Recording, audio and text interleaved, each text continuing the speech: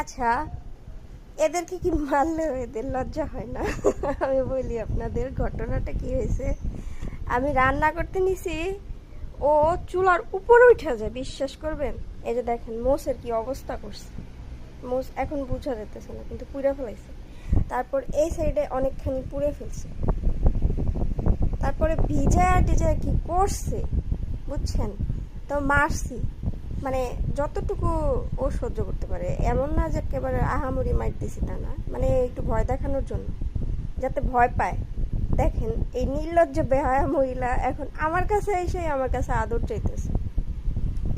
আসলে আমরাও ছোটবেলায় এটাই করতাম, মা যখন বকে মারতো, মানে ধমক টমক দিত, ভয় টয় দেখাইতো, আবার কিন্তু ঘুরে ফিরে মার কাছে যেতাম আদরটা খুঁজতে, তাই না? আসলে মা এমন একটা জিনিস, মায়ের সাথে আসলে পুরো দুনিয়ারও তুলনা চলে না।